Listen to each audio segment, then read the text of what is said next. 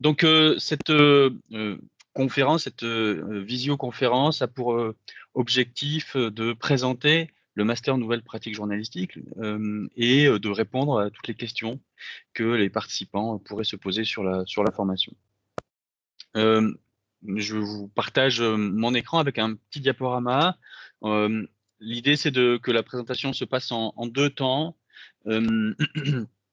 D'abord, nous allons présenter la formation, puis nous pourrons avoir un échange pour répondre à vos questions. Je voudrais d'abord moi me présenter. Je suis Simon Gadras, je suis maître de conférence à l'Institut de la communication et je suis le responsable pédagogique de la deuxième année du master et je coordonne l'équipe pédagogique du master. Nous avons Anne-Lise Touboul, qui est maître de conférence à l'Institut de la communication, qui est responsable pédagogique de la première année du master, et puis qui vient d'allumer sa caméra à l'instant, Aline Roy, que je remercie pour sa présence, qui est étudiante dans deuxième année du master, et nous l'avons sollicité parce qu'il nous semblait important que une représentante des étudiants puisse être présente et donner son point de vue d'étudiante sur la formation. Donc voilà, je vous disais conférence en deux temps, un temps de présentation de la formation. Moi, donc je commence la présentation, puis Anne-Lise Touboul interviendra, et puis un temps où on pourra répondre à toutes vos questions. Donc ça peut être des questions que vous posez. Je vous ai mis une petite capture d'écran, soit par écrit via le système de la conversation du chat de la visio auquel vous avez accès, soit en levant la main pour signaler que vous voulez intervenir et activer votre micro pour prendre la parole. Il n'y a aucune difficulté.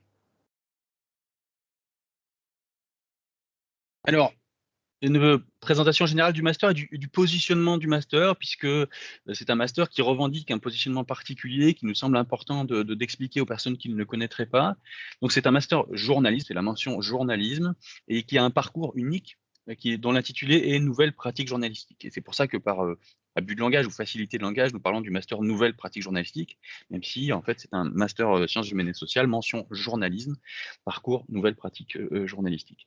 Cet intitulé Nouvelles pratiques journalistiques est celui du master depuis sa création en 2011, était un intitulé important parce qu'il décrit la façon dont nous abordons le journalisme dans cette formation, à travers en particulier les transformations contemporaines et donc futures aussi du journalisme, les nouvelles façons de faire du journalisme. On a ce terme de pratique journalistique qui est un terme volontairement large qui désigne vraiment la façon de pratiquer, d'exercer le métier de journaliste, de produire de l'information, de diffuser de l'information, le rapport, la place des journalistes dans la société également. Alors ça concerne notamment le numérique, les transformations liées aux outils numériques et en particulier à Internet, mais pas du tout exclusivement. Ça concerne aussi toutes les autres transformations, innovations journalistiques.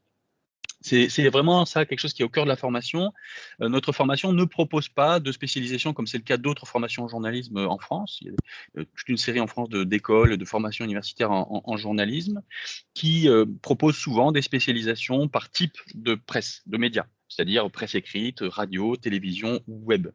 Nous ne proposons pas une telle spécialisation une telle organisation, parce que justement, nous cherchons à mélanger, hybrider, faire se rencontrer les différents formats journalistiques. Donc, dans la formation, vous allez faire de l'écrit, vous allez faire du son, vous allez faire de la vidéo, et vous allez faire du numérique et du multimédia. Et on va vous inviter justement à mélanger un peu ça. Par contre, nous avons une offre de ce que nous appelons des spécialités dans un sens un petit peu différent que ce que j'ai évoqué juste avant, ce qui peut se faire ailleurs, qui est une offre de spécialités originale avec les 3 spécialités qui sont présentées ici sur le diaporama: international et espace francophone, métamédia et citoyenneté, et culture numérique. Ces spécialités, il faut bien comprendre, d'abord, avant que je vous les présente un tout petit peu plus en détail, il faut bien comprendre que ce ne sont pas des formations différentes. C'est la même formation. Tous les étudiants, quelle que soit leur spécialité, suivent la même formation, les mêmes cours. Ils sont ensemble, en cours, dans les mêmes classes, avec les mêmes enseignants. Par contre, chaque étudiante est inscrite dans une spécialité. C'est quelque chose qui se fait au moment de la candidature dans le master, qu'on vous demande de confirmer une fois que vous avez été pris dans le master et au début de l'année du master. Et l'idée, c'est de vous inviter à vous positionner au sein d'une spécialité, et donc à construire un projet professionnel et à effectuer des choix pendant la formation en lien avec la spécialité. L'idée, c'est de faire de vous des spécialistes, des personnes des journalistes qui ont un profil particulier lié à l'intitulé, au positionnement du master en nouvelles pratiques journalistiques, et aussi lié à votre spécialité. Donc, on va vous inviter en fait à interpréter en quelque sorte la spécialité dans la façon dont vous construisez votre parcours professionnel. Donc, 3 spécialités, je le disais, international et espace francophone, métamédia, citoyenneté, culture numérique. La première spécialité, comme son nom l'indique, porte sur le journalisme international, la question de comment est-ce qu'on traite d'un point de vue journalistique l'actualité internationale, en particulier dans l'espace francophone. On n'a pas de prétention à former des journalistes bilingues qui seraient capables de travailler dans une langue étrangère. On peut par contre tout à fait accueillir des personnes qui maîtrisent déjà couramment une langue étrangère, par exemple parce qu'ils sont natifs d'un pays, originaires d'un pays dont la langue maternelle n'est pas le français. Mais on invite plutôt les étudiants à se tourner vers l'espace francophone. On a notamment des partenariats avec l'Afrique francophone qui sont importants pour nous. Et nous accueillons régulièrement des étudiants étrangers. Hein, c'est une part importante de nos promotions. Deuxième spécialité, métamédia et citoyenneté. Donc là, on est finalement dans la question du regard qu'on peut porter sur la place des médias dans la société et sur les transformations des médias dans la société et le lien avec la citoyenneté, entre le journalisme et la citoyenneté, la façon dont le journalisme peut être mis au service de questions citoyennes. Et puis culture numérique, c'est la spécialité qui porte sur le numérique en tant que sujet de société, que finalement objet dans nos sociétés qui sont de plus en plus impactés lourdement par le numérique et la place qu'elles occupent dans nos vies quotidiennes et comment des journalistes peuvent être spécialistes de ces questions-là et relater ces questions-là. Alors en termes de débouchés, les débouchés principaux sont évidemment les métiers du journalisme. Alors vous voyez que nous avons mis volontairement un pluriel, hein, les métiers du journalisme. Le journalisme est un métier bien défini, bien spécifique, mais il y a en fait différentes formes de journalisme, différentes façons de faire du journalisme. On va inviter les étudiants à faire des choix dans cette perspective-là. Les débouchés peuvent être aussi, nous sommes un master éventuellement du côté académique de la recherche, même si ce n'est pas l'élément le plus fondamental dans la formation. Donc les métiers du journalisme avec une dimension multimédia dans le sens où on mélange les formats médiatiques et avec une dimension réflexive importante. C'est un élément tout à fait important pour nous. Donc on cherche à former des journalistes qui non seulement sont capables de faire du journalisme, mais sont aussi capables de penser le journalisme. Ce sont les personnes qui vont, à l'avenir, contribuer aux évolutions, aux transformations du journalisme. Et ça, c'est un élément tout à fait fondamental dans notre formation.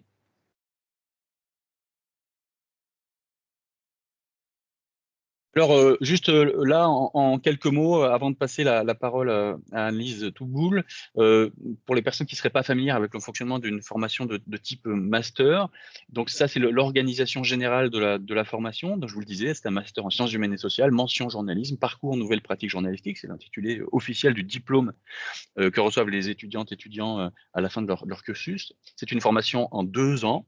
La première année qu'on appelle le M1, suivi de la deuxième année qu'on appelle M2. Donc, l'essentiel des étudiants sont recrutés en première année à l'issue d'un diplôme de niveau licence ou équivalent, intègrent la première année. On prend 24 étudiants par année. Une fois que les étudiants valident la première année, ils sont admis automatiquement dans la deuxième année. Donc, c'est bien un cursus en 2 ans. Chaque année est composée de 2 semestres. Donc, on a les semestres numéro 1 à 4. Juste une précision, on admet aussi des étudiants à l'entrée en M2 directement. Des étudiants qui ont déjà un diplôme de niveau Bac plus 4 et ou qui ont un parcours professionnel significatif, intéressant, qui justifie qu'ils fassent une entrée en deuxième année et qu'ils fassent le master en une seule année. Donc c'est tout à fait une possibilité. On intègre comme ça notamment des étudiants étrangers, par exemple des professionnels étrangers en reconversion qui viennent chercher une diplomation en France, ou ce genre de choses. Voilà, je passe ensuite la parole à ma collègue Anne-Lise Touboul. Bien, alors je prends la suite pour peut-être rentrer un peu dans la présentation, cette fois de l'organisation pédagogique et administrative de ces 2 années. Pas trop dans le détail, mais au moins pour que vous puissiez quand même avoir une petite idée du déroulement et de l'organisation de cette formation. Alors en Master 1, on a dit qu'il y avait 2 années. Le Master 1, c'est le moment où on pose finalement les bases des connaissances en matière de journalisme. Il y a plus de cours, vous voyez la différence entre le Master 1, la première année, et la deuxième année. Il y a plus de cours. Alors, il n'y a pas beaucoup de cours magistraux, c'est jamais des grands cours en amphi, mais disons qu'il y a des cours qui vous permettent d'acquérir un minimum de connaissances un peu fondamentales sur le droit, par exemple, de la presse, sur la sociologie des journalistes, sur l'histoire des médias et du journalisme, donc un socle de connaissances essentielles et fondamentales. Bien sûr, un certain nombre de TD, des ateliers pratiques, etc. Et comme classiquement à l'université, hein, vous avez un certain nombre de travaux et de travail personnel à fournir. En Master 2, on change un petit peu de manière de fonctionner.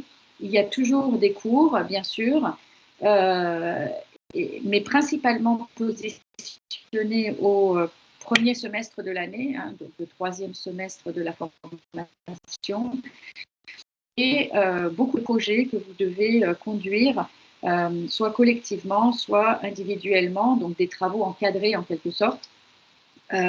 Voilà, l'idée étant de se mettre à produire et à réaliser des travaux de qualité professionnelle et de se préparer du coup à une entrée sur le marché du travail. Comme dans toutes les formations en journalisme, je vois Simon qui fait la grimace, juste, je sais que ma connexion n'est pas toujours très bonne, donc c'est bon. Si jamais vous notez des coupures dont je ne me rendrai pas compte, n'hésitez pas à le signaler hein, dans le chat. Au pire, je m'effacerai si ma connexion est trop mauvaise pour laisser la parole à Simon Gadras ou Hélène Roy. La question des stages est toujours tout à fait essentielle hein, dans les formations en journalisme. Nous avons un stage de 2 mois minimum dans le cadre du M1. Alors, comme vous l'aurez compris, parce que le M1 est assez dense en enseignement, les stages se font généralement au terme de l'année, donc pendant la période d'été, qui commence en réalité à partir du mois de mai. On peut trouver des stages et c'est 2 mois minimum. Si vous trouvez plus, si vous souhaitez faire plus, c'est toujours quelque chose qui est possible. Et en Master 2, on a une possibilité de faire des stages qu'on appelle perlés sous la forme de partenariat avec certains médias, des médias généralement locaux, avec lesquels les étudiants travaillent pendant les périodes laissées libres dans le cadre de la formation. Alors, on n'a pas cours le vendredi.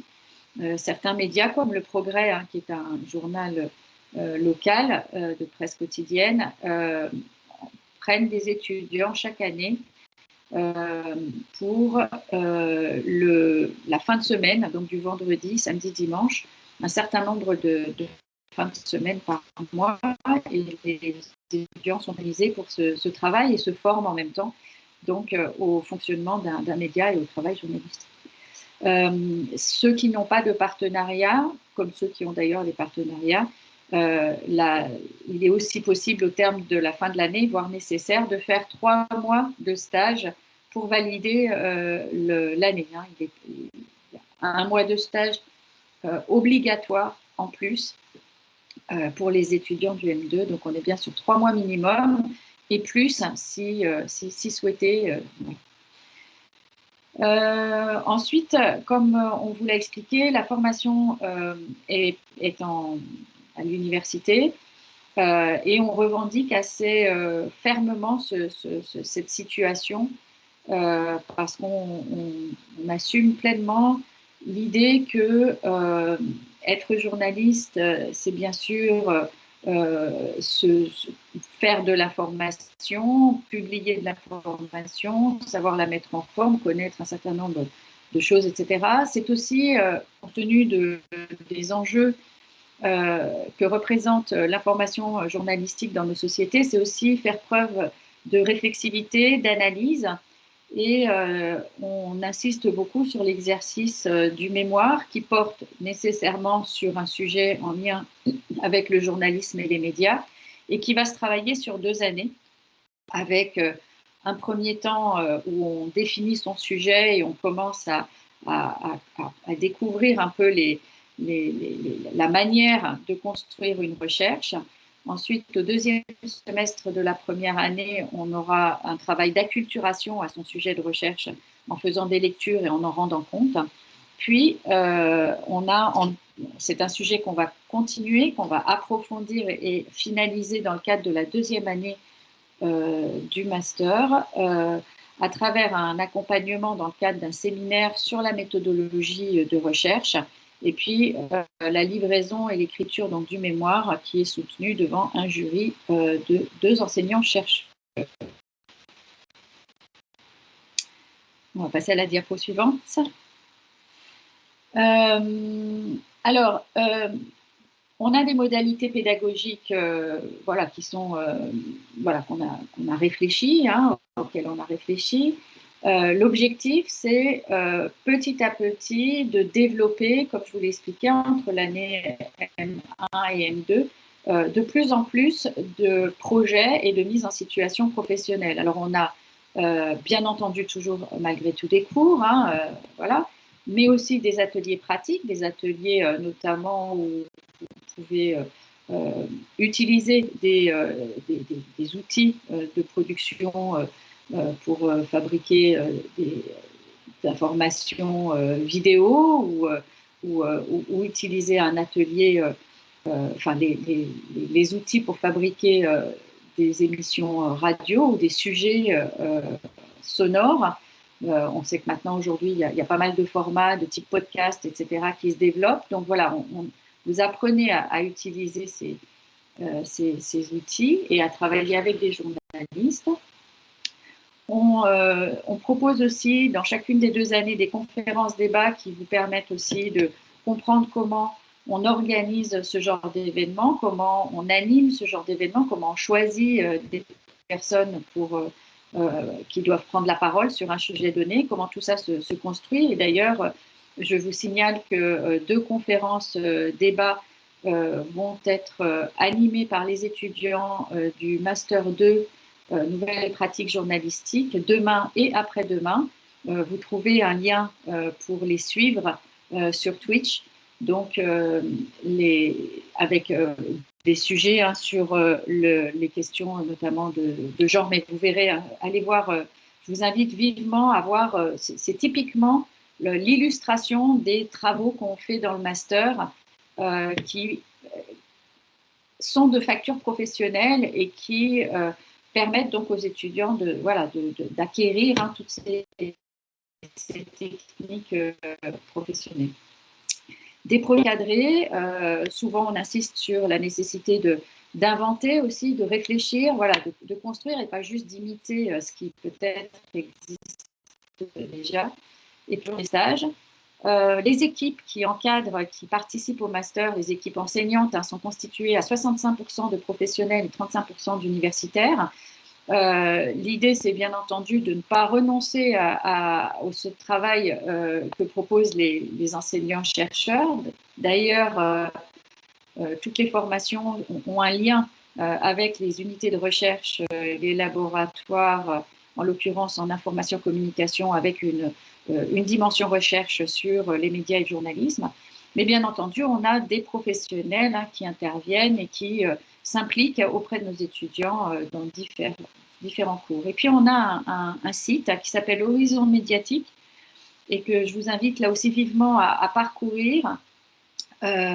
C'est un site qui permet aux étudiants de publier des travaux réalisés, des articles, hein, des dossiers réalisés sur différents sujets au sein des spécialités, mais aussi parfois à la marge des spécialités, et qui sont publiés à partir du moment où ils ont été correctement évalués par les enseignants avec lesquels ils ont été conduits.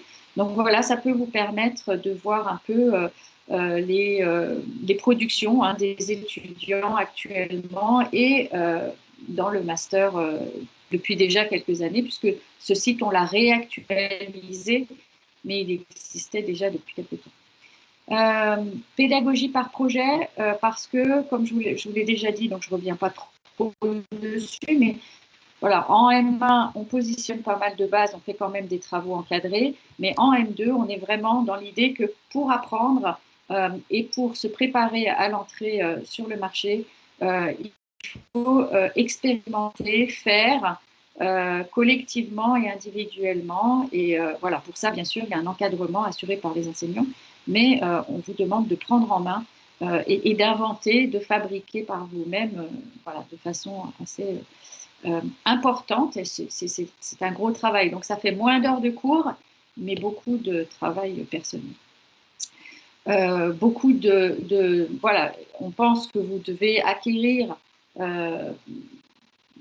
progressivement toute l'autonomie qui vous sera nécessaire hein, pour entrer sur le marché du travail et puis profiter quand même de cette période de formation pour prendre des risques, pour oser, pour faire des choses qui peut-être seraient pas forcément demandées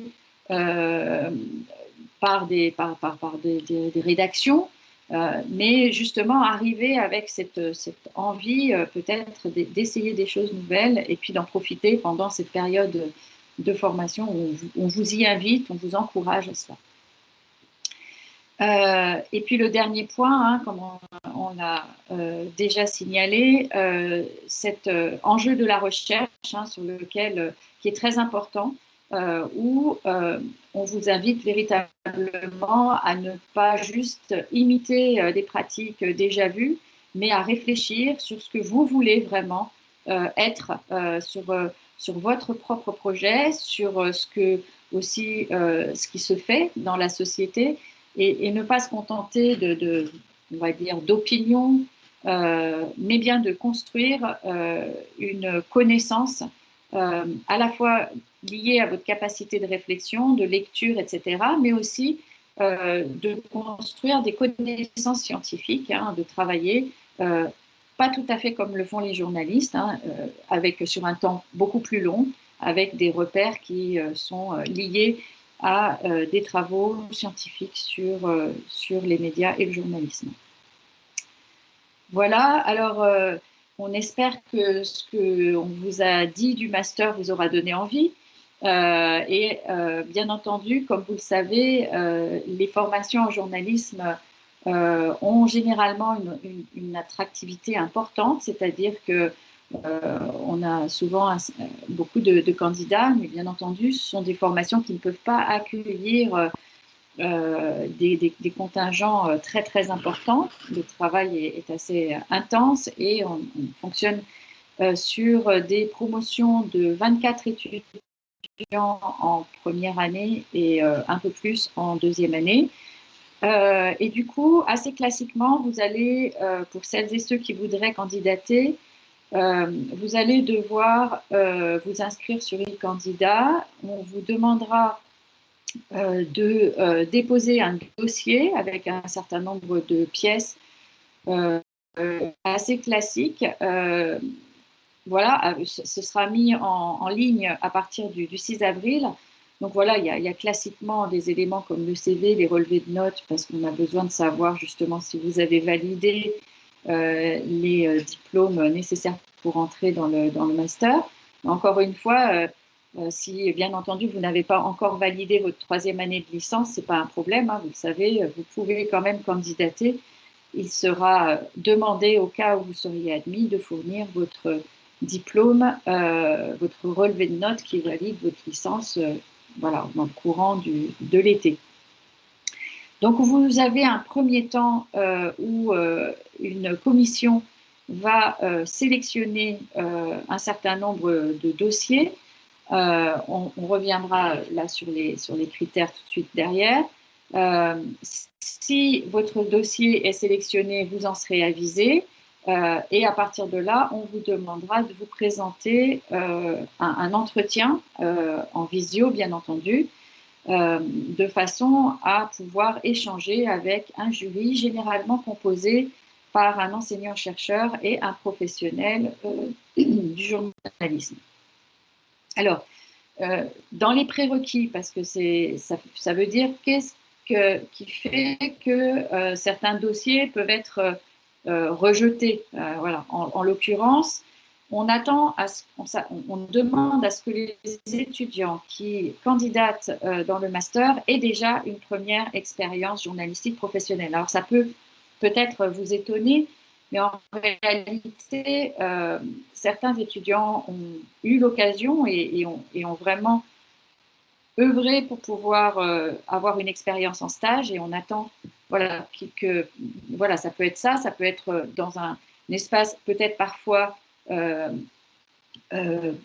pas forcément en stage, mais avec peut-être dans le cadre d'un média associatif, ce qui n'empêche pas pour autant à cette structure d'être professionnelle. Voilà, donc il ne faut pas venir avec simplement des idées sur le métier, mais il faut avoir rencontré, travaillé et arriver avec une connaissance déjà un peu concrète du métier.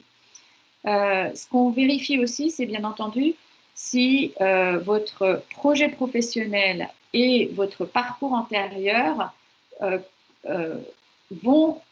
collent en quelque sorte avec la formation. C'est-à-dire, si votre projet professionnel est peut-être excellent, mais ne correspond pas à ce que la formation peut vous proposer, ça ne sert à rien de vous faire rentrer dans cette formation, vous serez déçu, cette formation ne vous permettra pas d'atteindre votre objectif. Voilà. Bien entendu, il faut suivre l'actualité, il ne faut pas que le journalisme soit un espace complètement fantasmé, etc. Il faut que vous montriez votre engagement et votre intérêt solide et si possible antérieur à je me lève un beau matin et tiens, au fait, si je faisais du journalisme. Donc quelque chose de plus construit. Hein, voilà. Donc, on vérifie ces questions-là. Et bien entendu, derrière la maîtrise et la connaissance de l'actualité, il y a aussi la connaissance des médias et du journalisme. Quelques dates donc pour terminer. Il y a une période d'un mois à peu près, un peu moins, où l'application e-candidat est ouverte. Vous pouvez déposer votre dossier. Vous pouvez le faire progressivement, c'est-à-dire vous pouvez montrer votre intérêt pour cette formation et dire que vous voulez déposer un dossier. Il vous sera demandé des travaux dans le cadre du dossier à déposer. Il vous faudra un peu de temps probablement pour les réaliser. Voilà, ce n'est pas un problème. Vous pouvez jusqu'au 2 mai déposer les pièces demandées. Votre dossier sera étudié et si vous candidatez pour entrer dans le cadre du Master 1, vous obtiendrez une réponse le 4 juin, à savoir si votre dossier a été retenu pour que vous puissiez ensuite accéder à une audition. D'accord ? Après, au terme des auditions, il y aura à nouveau une sélection et seulement quelques 24 étudiants seront acceptés. Alors, avec aussi une liste complémentaire, c'est-à-dire une liste d'attente en quelque sorte, voilà, qui fait qu'il y a encore une possibilité pour certains et certaines d'entrer dans la formation. En Master 2, on a un planning qui est décalé, vous voyez, d'un mois, et c'est pour des étudiants qui ont déjà un diplôme de Master 1 et qui ont déjà une expérience significative dans le journalisme. Et à ce moment-là, ceux-là peuvent candidater pour entrer directement dans le Master 2. Et ces étudiants suivent le même type de processus avec une réponse un peu tardive, plus tardive, mais voilà, on est sur le même schéma. Voilà, donc j'imagine j'ai oublié un certain nombre de choses et que vous avez probablement des questions. Si Éline Roy veut peut-être apporter un regard du côté des étudiants sur la formation pour compléter ce qu'on vient de dire ou en tout cas en parler différemment, voilà, elle le peut sans problème. Sinon, on laissera la parole on vous laissera la parole pour vos questions. Je ne sais pas, Éline, est-ce que vous voulez dire un mot? Non, pas particulièrement. C'est vrai que si vous avez des questions qui sont plus dirigées vers moi, n'hésitez pas aussi. C'est vrai que là, il y a eu une présentation du master très générale. Peut-être juste revenir sur le fait que ce qui a été mentionné, hein, mais qu'en effet, il y a des cours plus théoriques, mais il y a aussi des cours pratiques. Et si vous voulez que je donne des exemples, par exemple, n'hésitez pas à me demander pour voir concrètement à quoi ça correspond. Et sinon, j'ai mis dans le chat, je ne sais pas si tout le monde a vu, le lien vers le Média École, donc là où on publie nos travaux, ainsi que le lien vers les 2 conférences débats que notre promotion de M2 organise les 2 prochains jours. Voilà, si jamais vous vouliez plus d'infos, j'ai tout mis dans la conversation. Merci beaucoup, Éline. Donc, l'idée, c'est que s'il y a des personnes qui souhaitent poser des questions, pardon, vous pouvez prendre la parole. Donc, soit poser les questions si vous souhaitez par écrit, soit lever la main, activer le micro et puis poser vos questions. On est à disposition pour y répondre. Bonjour, je ne sais pas si vous m'entendez. Du coup, j'aurais juste une question parce que j'ai vu, j'ai vu quelque part sur le site de Lyon 2 qu'avec le dossier, il fallait une fiche de vœux. Et du coup, j'ai pas bien compris ce que c'était. Oui, alors on va revenir sur ce qu'il y a dans le dossier. Effectivement, on vous demande une série de pièces dans le dossier de candidature qui a été évoqué brièvement par Agnès Touboul. Donc, il y a le curriculum vitae, le CV, parce qu'on veut voir votre parcours. Il y a les attestations, les relevés de notes qui prouvent les notes et la validation des diplômes. Et puis, il y a effectivement ce qu'on appelle fiche de vœux. On ne demande pas de lettre de motivation. Parce qu'on trouve que d'expérience, on en a eu pendant des années, c'est pas tellement intéressant en fait, où forcément on retombe sur des lettres de motivation assez standard et ça nous intéresse pas. Donc il y a une fiche de vœux, c'est une fiche qu'on vous met à disposition, qu'on vous demande de remplir, dans laquelle on vous demande de formuler un vœu sur la spécialité. Vous dites, bah voilà, je voudrais candidater dans telle spécialité parmi les 3 proposées. Et puis surtout, il y a une série de questions particulières qu'on vous pose par rapport à votre projet professionnel, par rapport à votre parcours, par rapport à ce que vous voulez faire dans la formation. Et donc sur des réponses un peu plus courtes de 4, 5, 6 lignes, on vous demande d'expliquer un peu précisément ce que vous envisagez, pourquoi vous candidatez, etc. Donc c'est ça ce qu'on appelle la fiche de vœux. Il y a un autre aspect qui est important qui a été évoqué aussi par Anise juste avant, c'est qu'on vous demande des exercices, des productions journalistiques. On va vous demander 2 productions journalistiques pour voir en quelque sorte, vous mettre en situation et voir ce dont vous êtes capable. C'est pour ça ce qu'évoquait Agnès Touboul est important de prendre son temps de constituer la candidature. Il faut y passer du temps, il faut travailler votre candidature, c'est un élément tout à fait important. Nous, on passe du temps à les regarder et ça fait quand même potentiellement la différence, quoi. Si vous avez passé du temps, vous avez été attentif, notamment la fiche de vœux et aux exercices journalistiques qu'on vous demande, très clairement, ça va aider votre candidature. Ça répond à votre question? Oui, parfait, merci. Et du coup, Oui, c'est après, est-ce qu'il y aura une possibilité de changer de spécialité si on se rend compte au début que ça ne nous plaît pas Oui. oui. Ce qu'on fait, c'est qu'on vous demande dans la candidature d'indiquer la spécialité que vous souhaitez. Voilà. Si on vous admet dans la formation, en début d'année, on va représenter les spécialités, on va vous inviter à y réfléchir, on en discutera avec vous, et vous pourrez, si vous le souhaitez, effectivement changer de spécialité. C'est pas un engagement ferme et définitif. Non, ce qu'on veut, c'est chercher à comprendre quel est votre projet et voir sa cohérence par rapport à la formation qu'on propose. D'accord, merci. Je vois qu'il y a une question dans le chat, quelqu'un qui demande à Alan Tourne qui demande la première expérience journalistique pro doit avoir duré combien de temps? En quoi consiste-t-elle exactement? Alors, il n'y a pas de réponse très très ferme sur ce sujet-là.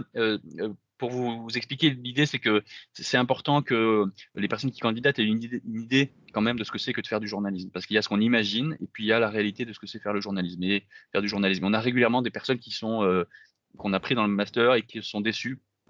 On a eu régulièrement des personnes qui sont déçues, qui se rendent compte que c'est autre chose que ce qu'elles imaginaient et qui partent. Et on n'a que 24 places. Et quand on a quelqu'un qui part dans la formation, ça veut dire qu'on n'a pas pris d'autres personnes qui demandaient à rentrer. Pour nous, c'est toujours très dommage de ne pas avoir pris ces personnes-là. Donc, il n'y a pas de durée fixe.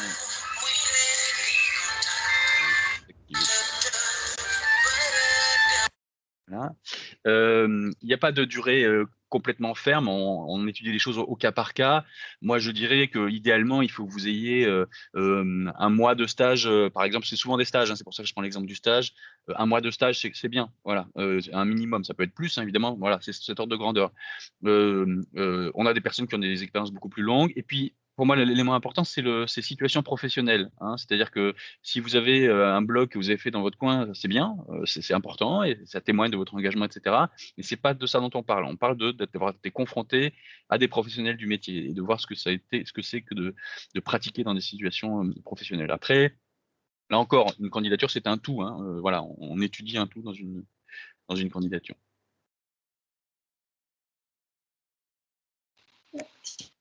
Typiquement, j'aurais on une a, autre. on a conscience que la crise sanitaire a rendu difficile parfois l'accès des études stage. Donc, typiquement, l'année dernière, on a assoupli un peu nos critères, notamment à partir du moment où il y avait une bonne expérience, y compris dans certains médias, voilà, qui sont peut-être moins connus, moins voilà, reconnus.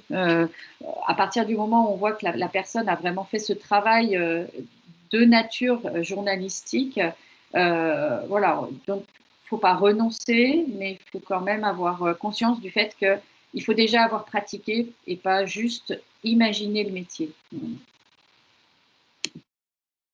La question est complétée dans le chat, là, 24 places pour combien de présentations? Je suppose que c'est combien de candidats? C'est ça, la candidat, je suppose que c'est ça la question. On a en moyenne 250 candidatures chaque année, donc on prend 10%. Voilà. Donc c'est ce que vocalise to book quand elle disait qu'on a une sélection très forte, parce qu'il y a énormément de candidatures sur ce genre de formation. Est-ce qu'il y a une possibilité de verser dans le dossier une lettre de recommandation et une attestation de travail pour l'expérience pro? Alors, oui, mais la lettre de recommandation, enfin oui, si. Vous pouvez mettre des pièces complémentaires, notamment les attestations, c'est bien de justifier votre expérience professionnelle. Et oui, pourquoi pas, on vous laisse la possibilité de déposer des pièces complémentaires. Ouais, ça, c'est très clair. Sachant que ce qu'on va regarder quand même le plus, c'est bien les pièces demandées, pour le coup.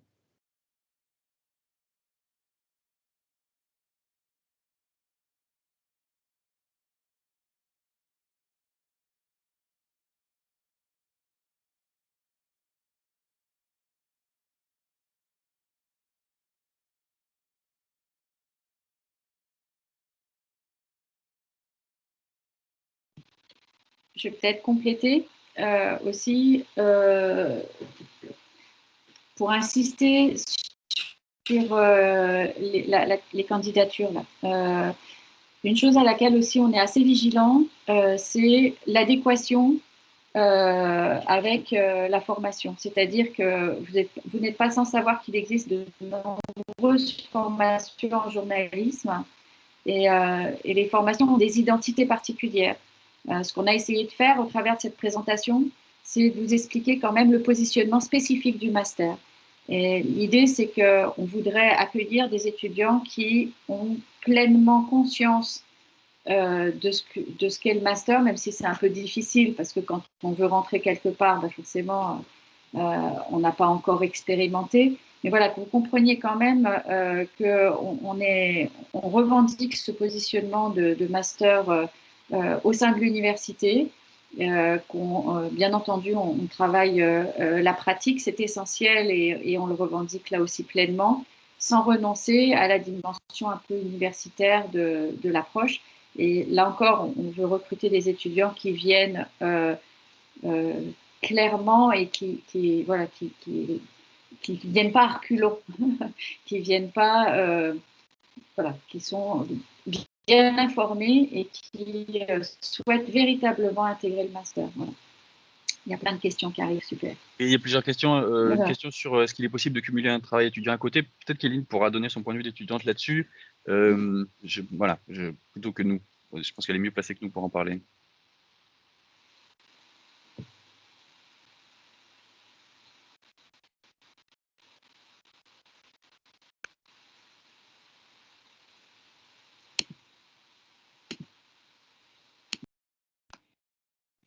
Ah voilà, c'est bon. C'est compliqué, mais pas impossible, dans le sens où j'ai une réponse mitigée là-dessus, dans le sens où j'ai des camarades qui l'ont fait et qui ont réussi à valider leur M1 et j'espère leur M2. Après, il faut quand même être conscient que c'est une charge de travail assez importante, que ce soit en M1 comme en M2, parce qu'il y a beaucoup de projets de projets qui demandent de l'investissement en autonomie aussi, en parallèle des cours, que ce soit encore une fois en M1 ou en M2. Voilà, et qu'aussi au niveau de l'emploi du temps, alors bon, cette année c'était encore plus particulier, mais il faut pas s'attendre à un emploi du temps assez typique que vous aurez tout le semestre, la même semaine pendant 8 semaines d'affilée, parce que il y a beaucoup d'intervenants extérieurs au master, des professionnels qui viennent, mais du coup, par exemple, ces cours vont être concentrés sur quelques jours, etc. Du coup, pour caler un job étudiant entre les deux, c'est parfois compliqué en n'ayant pas une semaine fixe. Voilà, donc c'est compliqué, mais après, j'ai pas envie que ce soit une raison pour toi de pas continuer tes études si tu as besoin d'un job étudiant à côté. Donc, il y en a qui ont bossé les week-ends, il y en a qui ont, moi j'ai bossé les vacances. Une organisation à avoir, mais il faut être conscient de la charge de travail, quoi qu'il en soit.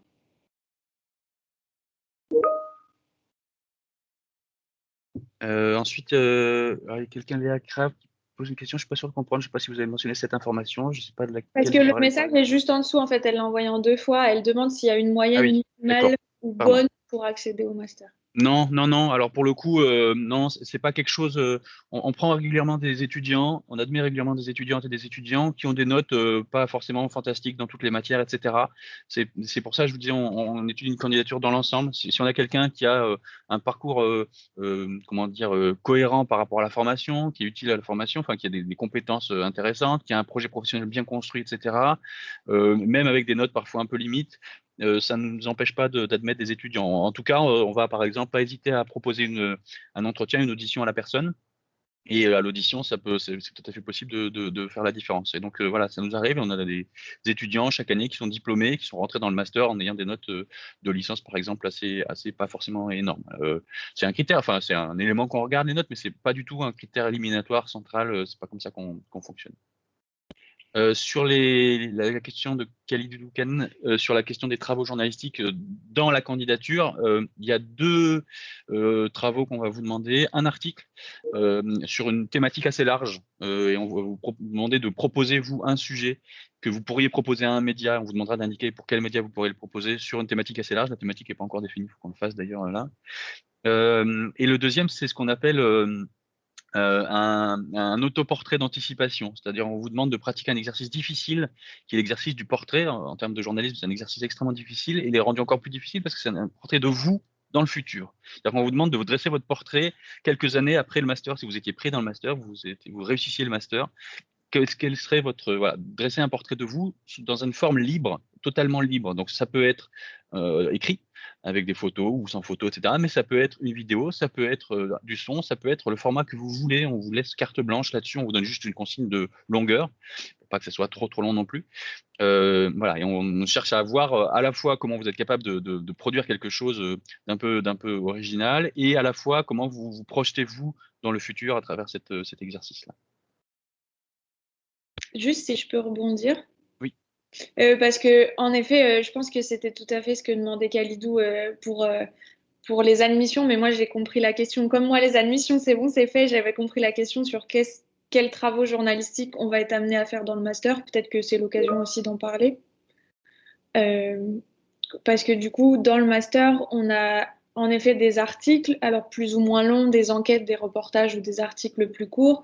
Et après, on a aussi des rendus audiovisuels, par exemple. On aura de la radio, on aura des reportages plus orientés télé.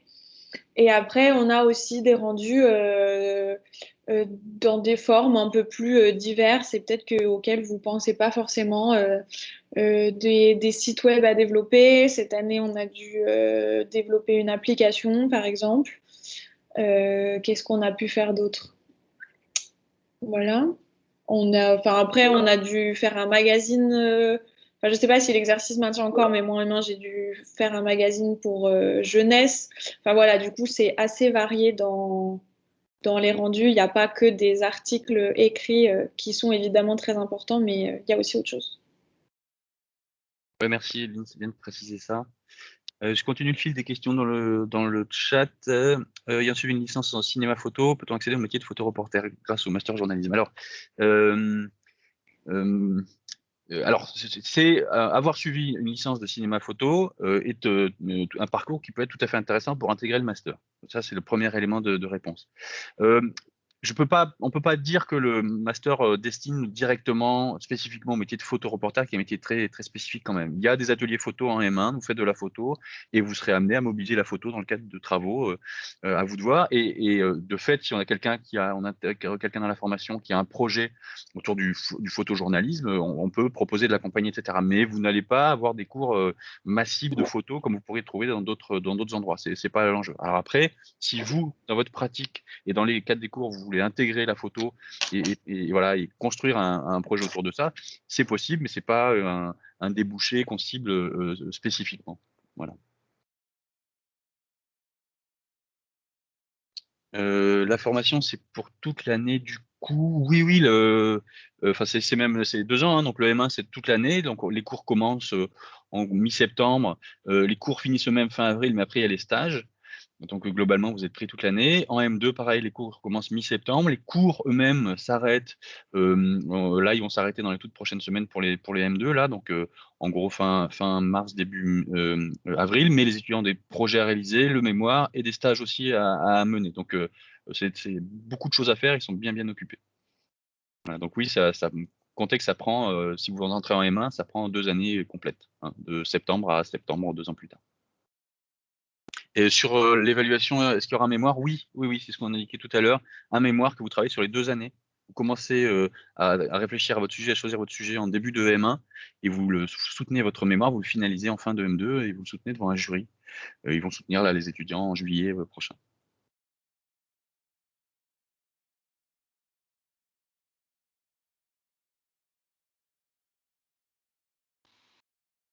Peut-être rebondir en attendant de nouvelles questions éventuelles là, sur cette formation, mémoire de 50 pages.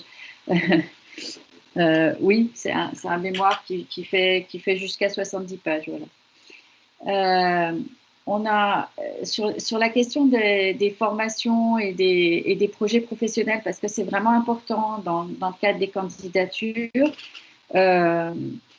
c'est que vous devez, quand vous faites acte de candidature, vous devez bien comprendre ce que la formation peut vous apporter.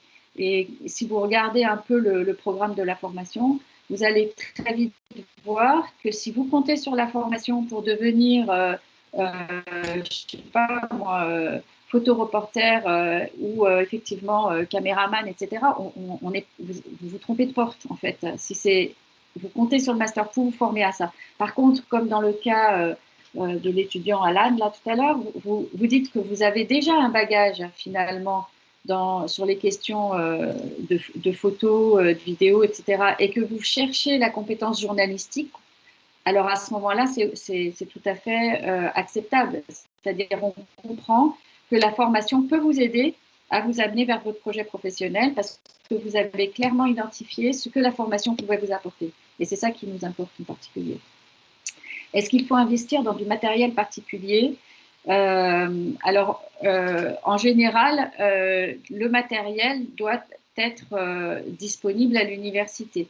Il y a la possibilité d'emprunt de matériel au GSN. Il y a un certain nombre d'ordinateurs et de matériel, de logiciels spécifiques qui sont à disposition des étudiants. Voilà, il y a des règles, il y a un cadre, hein, mais normalement, on ne vous demande pas d'investir, vous n'avez pas à mettre de moyens personnels pour travailler au sein du master.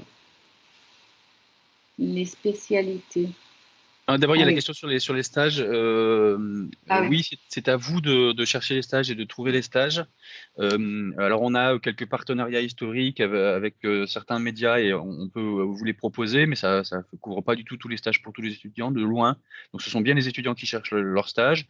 On vous accompagne pour ça, pour le coup, et en particulier, il y a une journaliste associée à la formation, Magali Renner, dont la mission est de vous accompagner, d'accompagner les étudiants dans la recherche de leur stage. Donc ça vaut pour tous les stages, hein, de la formation. La question suivante, c'est sur les spécialités, effectivement. Alors, il n'y a pas, sauf une exception sur laquelle je passe, mais il n'y a pas de cours spécifique à chaque spécialité. C'est très important de le comprendre.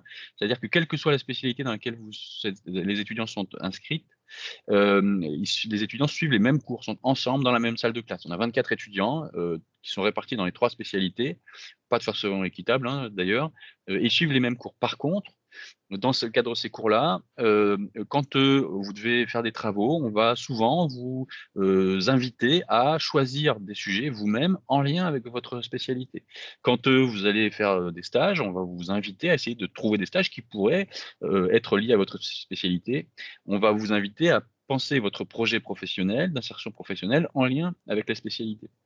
Donc l'idée, c'est qu'on vous offre un espace et on vous accompagne dans la construction de votre propre spécialisation, dans un cadre donné qui est celui qui est proposé par la spécialité. C'est bien de ça dont il s'agit, hein. On cherche on diplôme chaque année, voilà, 20, 30 selon les années journalistes. L'idée, c'est que chacune de ces 20, par exemple, sur un diplôme 20, a un profil particulier, spécifique, différent des autres, et qui va leur permettre de ensuite se démarquer en fait sur le marché du travail et pouvoir revendiquer une posture journalistique particulière. C'est bien de ça dont il s'agit. Voilà, alors après, pour réexpliquer les trois spécialités, international, espace francophone, c'est bien sur la question de l'actualité internationale à l'étranger donc, en particulier dans l'espace francophone, notamment parce qu'on ne vous forme pas à la langue, hein. Il y a des cours on ne l'a pas évoqué jusqu'à présent, il y a des cours d'anglais du journalisme, hein. Ce sont des journalistes anglophones qui vous font des cours, donc de journalisme en anglais, qui font pratiquer le journalisme à travers l'anglais à travers le journalisme, et vice-versa d'ailleurs. Donc voilà, mais c'est tout, et c'est pas énorme dans la formation. D'où l'idée de cibler notamment les espaces francophones, et parce qu'il nous semble aussi qu'il y a vraiment tout un travail à faire sur tous les pays francophones dans le monde et tous les espaces d'ailleurs francophones dans le monde. Ça, c'est le premier élément dans le cadre duquel vous pouvez produire des contenus sur des pays étrangers, effectuer un stage à l'étranger, etc. Ce qui est d'ailleurs possible dans les autres spécialités aussi, hein, mais ça peut être une façon de construire sa spécialité. Métamédia et citoyenneté, la deuxième spécialité, c'est sur alors métamédia, c'est les médias à propos des médias, hein. C'est le fait de, en tant que média, en tant que journaliste, de s'intéresser aux médias, au fonctionnement des médias, à l'actualité des médias et à finalement la relation, la place des médias dans la société et en lien avec cette question fondamentale de la citoyenneté. Et ça renvoie donc aussi aux nouvelles formes de médias qui existent, qui apparaissent, qui se développent et dans lesquels les étudiants peuvent être amenés à travailler dans leur future vie professionnelle. La troisième, c'est culture numérique. C'est sur le numérique comme un objet de société que des journalistes sont amenés à traiter d'un point de vue journalistique pour expliquer, décrypter en fait le numérique, les enjeux numériques de nos sociétés contemporaines à l'attention des lecteurs, citoyens, citoyennes qui sont consommateurs de ces médias et du travail des journalistes. J'espère que ça répond à votre question. C'est peut-être pas hyper fondamental, mais peut-être Eline, vous pourriez peut-être dire aussi, parce que c'est vrai que c'est un peu flou, je crois, pour pas mal d'étudiants, ce que ça représente les spécialités. Peut-être que votre regard peut dédramatiser un peu les choses, je ne sais pas.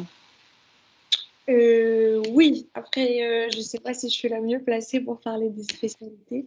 Mais oui, ben après, non, en soi, M. Gadras a bien résumé qu'on a quand même un tronc commun assez particulier et qu'après, c'est plus dans certains cours que nos choix de sujets vont être impactés par ce choix de spécialité. Voilà. Et que oui, mais ça a déjà été mentionné, mais c'est vrai que c'est bien de le rappeler que quand vous faites la candidature, on vous demande de vous positionner sur une spécialité, mais que vous ne signez pas un contrat absolument inchangeable jusqu'en septembre. Donc voilà. Merci. Il y a une question sur les candidatures et mettre en attente les dossiers. Alors, je vais avoir une réponse un peu ferme pour le coup sur le sujet. La réponse est plutôt non, hein. C'est-à-dire qu'on va vous demander, une fois qu'on vous donne une réponse, on va vous demander de confirmer avant une certaine date. On va vous donner un délai pour confirmer, nous dire, on vous dit à des personnes, vous êtes admis dans la formation, admis ou admise dans la formation. Merci de nous confirmer que vous venez avant telle date.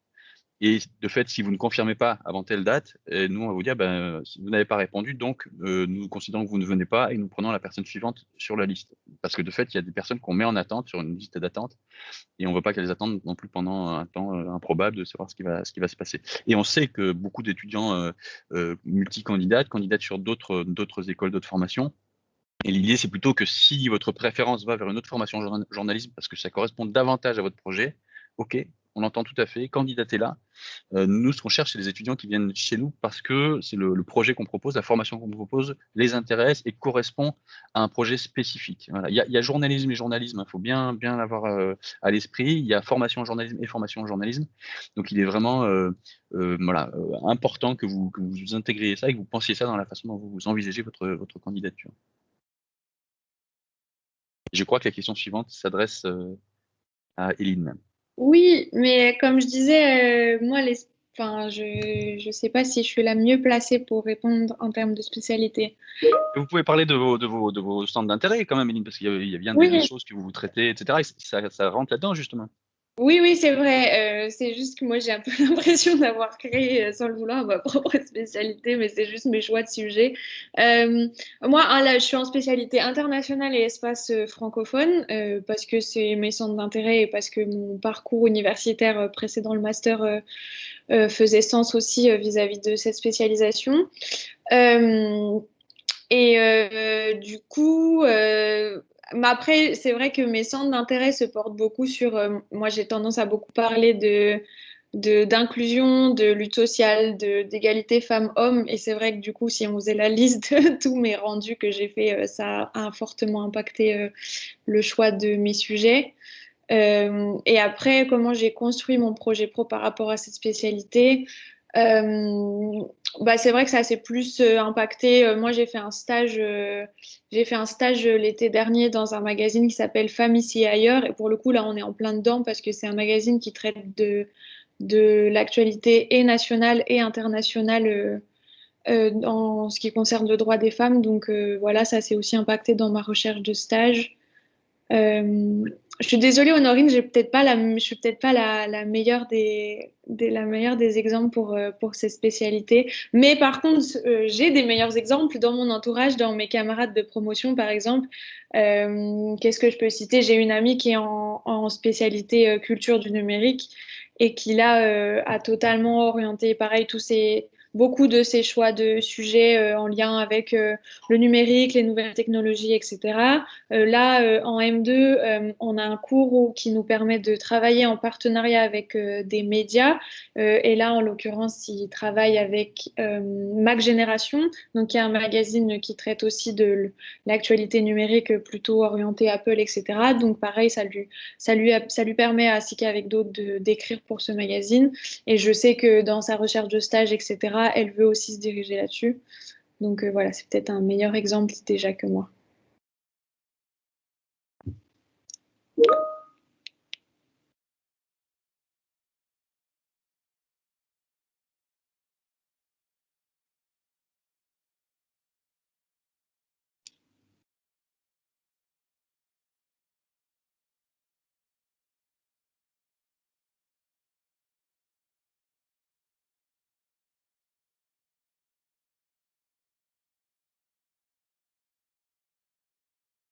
Répondre à Annelise sur la césure?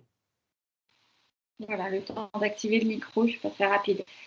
Oui, effectivement. Alors, la césure entre la L3 et le M1 est possible. D'ailleurs, Eline, il me semble que ça a été votre cas. Donc voilà. Ce qui se passe, c'est que vous devez bien entendu vous assurer d'être admis ou admise dans un M1. Et en parallèle faire votre dossier et solliciter la possibilité de faire une césure. Et une fois que vous obtenez réponse de votre admission, vous signalez rapidement que vous serez en césure, ce qui permet justement de faire remonter quelqu'un de la liste complémentaire, c'est-à-dire qu'immédiatement la place étant libérée, ça va permettre à quelqu'un qui avait un bon dossier, mais comme on n'a pas cette place, on ne pouvait pas prendre tout le monde, voilà, et donc cette personne-là va pouvoir entrer dans la formation et voilà. Et puis, l'année suivante, la personne qui est partie en césure retrouve de droit une place dans le Master 1, à condition, bien entendu, que dans le courant de son année de césure, ça ait confirmé ses choix de formation. Donc, on va simplement lui demander de vérifier si elle est toujours d'accord pour venir se former dans le master. Et puis, si la personne répond positivement, bien entendu, on lui garde une place. Voilà. Oui, juste pour rebondir rapidement, en effet, je peux que répondre oui, puisque ça a été mon cas. Et pendant mon année de césure, j'ai fait entre autres un service civique de 6 mois en tant que journaliste radio.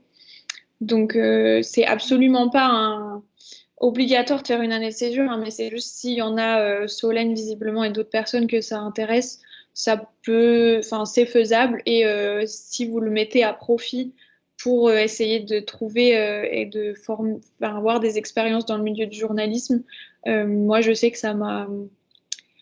j'estime que c'était une grande chance avant de commencer mon M1. En tout cas, je suis arrivée dans le M1 avec déjà 6 mois d'expérience dans les valises et moi, je pense que ça m'a été bénéfique. Je vois que dans le chat, j'avais vu que Sylvie Dademo était présente. Bonjour Sylvie, qui est responsable du service d'orientation de l'université, qui a mis le lien vers l'information sur les césures. Ouais, merci. Et puis rappeler que le Sklio accompagne quand même les étudiants à la recherche de stage aussi en complément de tout le travail que vous faites sur la recherche de stage, mais vous pouvez aussi vous adresser au pôle stage et insertion pour tout ce qui est CV, lettre de motivation, entretien de recrutement.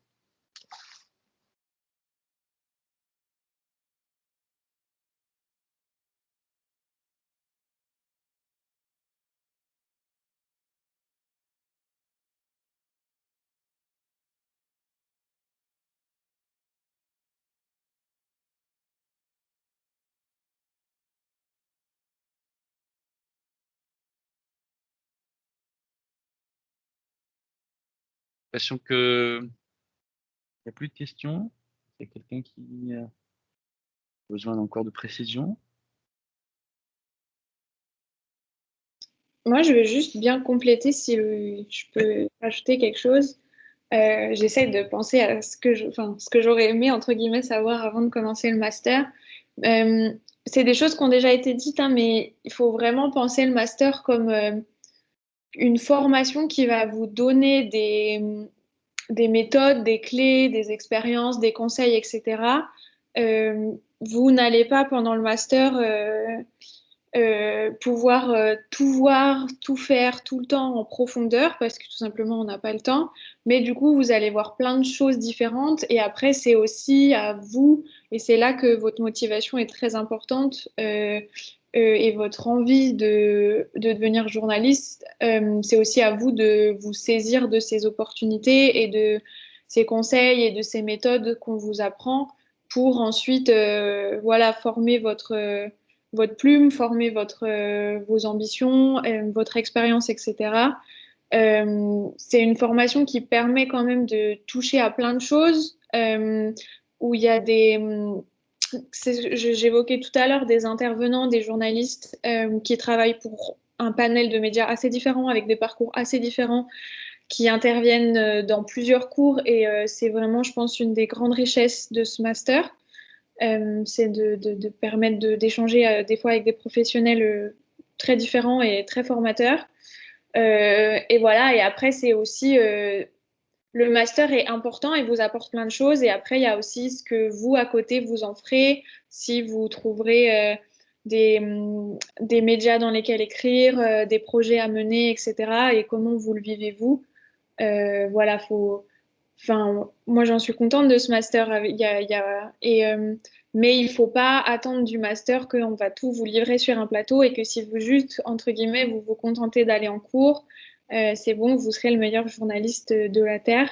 Je pense faut aussi savoir ça. Je ne sais pas si je le dis bien, Monsieur Cadras. J'espère que ça fait pas peur. Je pense que c'est important de le dire d'ailleurs. C'est peut-être un truc que nous on dit pas assez. Savoir. C'est tout à fait important, quoi. C'est vraiment le master, il vous accompagne, en fait. C'est votre formation et le master, il vous accompagne. Et donc, c'est à vous de construire quelque chose. Et nous, on cherche à vous accompagner dans la construction de ce quelque chose qui vous est propre, en quelque sorte. Donc, on vous propose des choses, on vous donne des billes, des éléments, et on vous laisse vous en saisir. Et il faut s'en saisir, quoi. Et donc, ça nécessite effectivement une autonomie importante, une capacité vraiment à faire ce parcours, voilà, tout à fait importante. Et c'est en ça aussi différent d'autres formations journalistes qui peuvent exister, très clairement. Voilà. Et puis après, bon, après c'est à Lyon. Alors je sais pas s'il y en a d'entre vous qui sont à La Réunion qui ne sont pas de Lyon, mais c'est aussi un plus du master. lay déglu nga ne lu formation bi di wax nii loolu ngay déglu sama téléphone ah danga kaa jàpp sa kii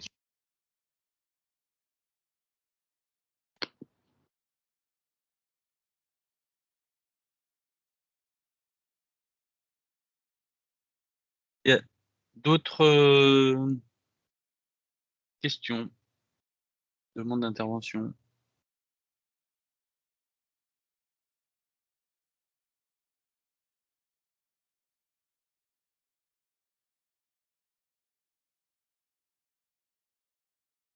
Pas d'autres, je pense qu'on va pouvoir s'arrêter là. Sachez que nous sommes toujours à disposition pour répondre aux éventuelles questions. Il y a les coordonnées sur le site web de l'Institut de la Communication. ñii de pare nañ man yow da ngaa yéex de À nouveau quelqu'un qu'on entend qui